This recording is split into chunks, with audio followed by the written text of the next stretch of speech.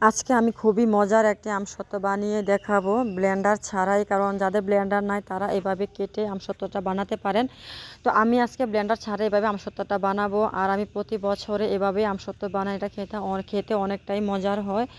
আর আমার ঘরের সবাই তো খেয়ে বলে আমসত্ত্ব না দেখে অনেক মজার হয়। আর আমার ছোট ভাই তো বলে যে গাছে সব আম পেড়ে এভাবে আমসত্ত্ব বানিয়ে বছর জুড়ে খাওয়া যাবে আমসত্ত্ব বানালে। তো এটা দেখতেই পাচ্ছেন আমি অনেকগুলো আম নিয়েছি ক্যারেটে, কারণ এই সবগুলো আম হচ্ছে আমার নিজের গাছের। আর দেখতেই পাচ্ছেন আমি আমগুলো কীভাবে কেটে নিয়েছি, কারণ এভাবে কেটে নিলে আঁশ হয় না। তো এই তো আমার আম কাটা শেষ হয়ে গিয়েছে। তো এখন আমি চলে যাব চুলার মধ্যে।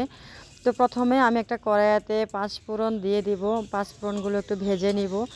আর তারপর একটু মরিচটাও সাথে ভেজে নিব। যেহেতু আমরা গ্রামে থাকি আর চুলার মধ্যেই রান্না করি লাকড়ি পাতা দিয়ে, যে আপুরা গ্রামে থাকে লাকড়ি পাতা দিয়ে রান্না করে তারাই বুঝবে চুলাতে রান্না করা কিংবা ভিডিও করা অনেকটাই কষ্টের হয়ে যায়। তো এই তো আমার মশলাগুলো ভাজা হয়ে গিয়েছে, এখন আমি সবগুলো আমি দিয়ে দিব।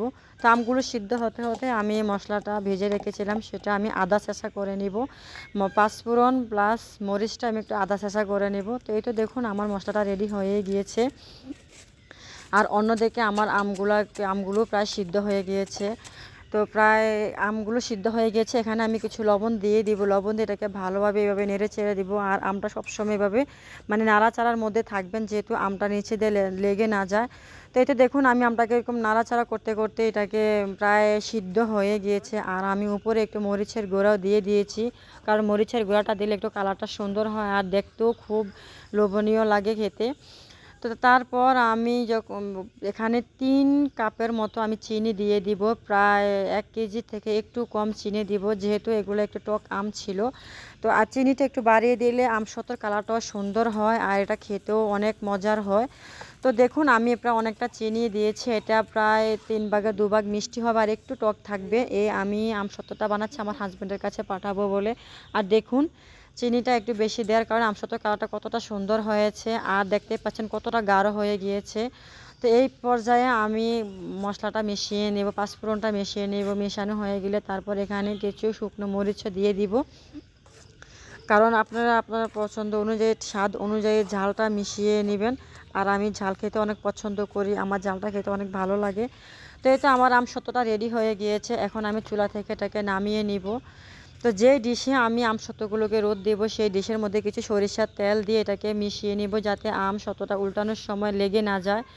তো আপনারা আপনাদের পছন্দ মতন আমসত্ত্বটাকে পাতলা ভারী করে নিতে পারেন। তো আমি এখানে বেশি একটা পাতলা করব, ভারী করব না, একটু মিডিয়াম রাখবো।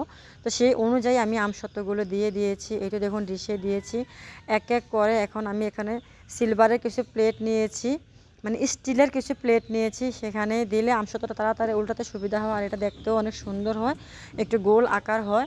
তো এটা দেখুন আমার আমসত্ত্ব প্রায় দেওয়া হয়ে গিয়েছে। আর যখন আপনারা কোনো সিলভারের কোনো কিছুর মধ্যে আমসত্ত্ব দিবেন, তার উপরে কিছু কাগজ দিয়ে কাগজের মধ্যে একটু সরিষার তেল দিয়ে তারপর আমসত্ত্বটা দিবেন, না হয় সিলভারের ডিশটা নষ্ট হয়ে যাবে, উপরে নুন টুন বেসে যাবে, দেখতেও সুন্দর লাগবে না এটা, আর আমসত্ত্বটাও নষ্ট হয়ে যাবে। তো এই তো দেখুন আমি একটা সিলভারের ডিশে আমসত্ত্ব দিয়েছি আর তার উপরে একটু কাগজ দিয়ে দিয়েছি। আর আমার অনেকগুলি আমসত্ত্ব হয়েছে। আর উপর দিয়ে আমি এখন কিছু মরিচ দিয়ে দিব, কারণ প্রথমে বলেছিলাম আমার ঝাল খেতে ভালো লাগে, আমার হাজব্যান্ডও ঝালটাই পছন্দ করে। এই আমসত্ত্বটা হবে একটু ঝাল, একটু মিষ্টি আর হালকাভাবে একটু টক হবে, এটা খেতে বেশ মজারও হয়। সেটা দেখুন অনেক সুন্দর করে আমি আমসত্ত্বগুলো সেট করে দিয়েছি। আর এখানে দেখুন আমি বালতি ক্যারেট তারপর হচ্ছে বলের উপরে দিয়ে দিয়েছি, যাতে মুরগি বা একটু ধুলাবালু কম পড়ে। আর এখন 2 দিন হয়ে গিয়েছে আমার আমসত্ত্বগুলো উপরে শুকিয়ে গিয়েছে। তো এখন আমি আমসত্ত্বগুলোকে উল্টিয়ে দিব। আসলে প্রত্যেকটা জিনিস বানাতে যেমন কষ্ট, এটাকে শুকাতে অনেক কষ্ট, প্রায় 10 থেকে 12 দিন লাগে আমসত্ত্বগুলো শুকাতে। তো যেহেতু একটু ভারী হয়েছে, আর এখন দেখুন আমসত্ত্বগুলো সবগুলো উল্টিয়ে দিয়েছি, এখন আমি আবার এগুলোকে রোদে দিয়ে দেবো। তো এই তো এখন এইভাবে রোদে দিয়েই আমি শুকিয়ে নিয়েছি আমসত্ত্বগুলোকে। এই তো আমার শুকানো শেষ। তো এখন আমি এগুলোকে সুন্দরভাবে কেটে নেব। আসলে আমি ছুরি দিয়ে তেমনভাবে একটু কাটতে পারি না, কারণ এই তো দেখুন ছুরিটা দিয়ে কাটতে গিয়ে আমার একটু সমস্যাই হয়ে যাচ্ছে। তো আমি আমার পছন্দ মতন আমি এগুলোকে শেপ দিয়ে নেব। আপনারা আপনাদের পছন্দ অনুযায়ী এগুলোকে কেটে নিতে পারেন। তো এই আমসত্ত্বগুলোকে প্রায় বছর জুড়ে রাখতে পারবেন ফ্রিজে, বছর জুড়ে সংরক্ষণ করে রাখতে পারবেন, খেতে পারবেন। তো আমার ছুরি দিয়ে একটু কাটতে সমস্যাই হচ্ছিলো দেখে আমি একটু সবজি কাটা নিয়েছি, কারণ সবজি কাটাটা দিয়ে কাটতে তাড়াতাড়ি কাটা যায়। তো এটা চাইলে আপনারা ফ্রিজেও রাখতে পারবেন, আবার চাইলে বক্সে করে প্রায় এভাবেও রেখে দিতে পারবেন।